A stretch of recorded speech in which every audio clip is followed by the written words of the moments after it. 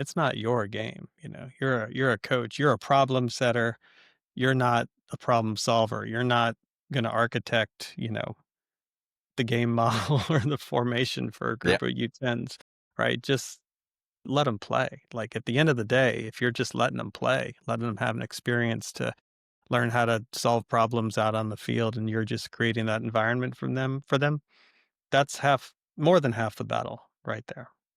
I said on something recently. I said, and I was quite delivering some coach educations. I think there was about 90 grassroots coaches, academy coaches, a couple of first team coaches actually there when I did it. And I just said, if any time you are doing a session and the session is for you or for parents, I think I said the audience, and not for the kids, then get out because you're just in the wrong game. If you're putting a session on for yourself or for the audience, then just get out, because if your session isn't dictated for the players and the age group specifically, so age group appropriate that you're working for, and it's something that is challenging, fun, with high support. So I'm a massive believer in high support, high challenged. That's how you can work with better players and also get other players up to levels that we want them to get them to. It's got to be just challenging, fun, progressive, um, you know, making game decisions, but they're making the game decisions. If you're shouting shoot, shoot, pass, pass, how are they gonna come up with their own game decisions? If you're gonna prescribe how they're gonna play out from the back. So again, recently I had some things, and somebody said to me, we're gonna work on this playing out from the back. And being the disruptor that I am, I said, no, I'm not going to do that because I don't believe in it.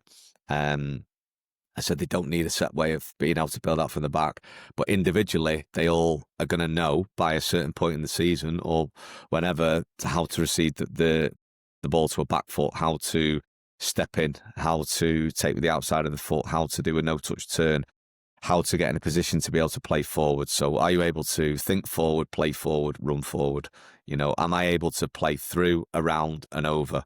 Okay, well, if I've had enough repetitions of that, both as an individual isolated practice, am I technically proficient enough to carry out this stuff?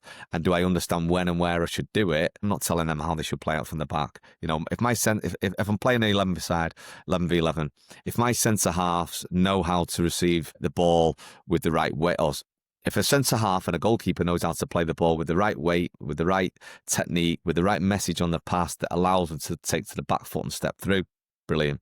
If he knows it's a little bit short, so I'm going to have to bounce back to my keeper, brilliant. Do you know the difference between a bounce and a set? That's the type of stuff they should be learning. Am I able to, if they're coming on tight for me, have I got the technical proficiency to clip a ball over? Have I got technical proficiency to whip a ball around on a one bounce so we can take out, at knee, ankle height? They're the things that we should be teaching them. If you are wasting, I say wasting your time, I'm not trying to be one of those old coaches who says that, but if you are if you've got an hour session or an hour and a half session and half an hour of that is trying to get people children into a formation and a position to receive and tell him where you want him to play it, where you want somebody else to be stood, then you're killing them. You're not maximizing the full hour or hour and a half you should be Yeah. having with those children in terms of developing them individually. And then you can work on pairs. So you work on them individually. Are you good enough to strike that ball with your laces? Are you good enough to strike that ball locking your ankle off 2 feet? 2-touch work. Then you can work into a pair. So you have two centre halves working. You have maybe a full back and a winger. But you can have certain drills that work on the technique side of things, but then your drill has got to progress into some form of decision making and some form of progressiveness that, okay, well, what now?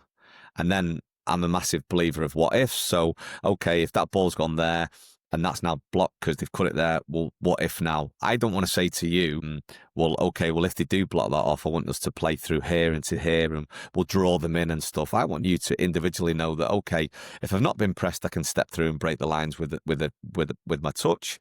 I can maybe play the ball whilst I've got good possession. Or if I'm being pressed, well, okay, I might need to step in and step in front of them. I might need to make a run off the back of them, or I get it and I bounce back into the keeper and then make a different position or run away. And the fullback knows, well, okay, well, I can come and get it then. If you're not maximizing your time talking about those type of things and delivering those type of sessions, then in my opinion, and it is only my opinion, and my experience, is that you're not going to get the best use of those players and for that maximum time you've got them.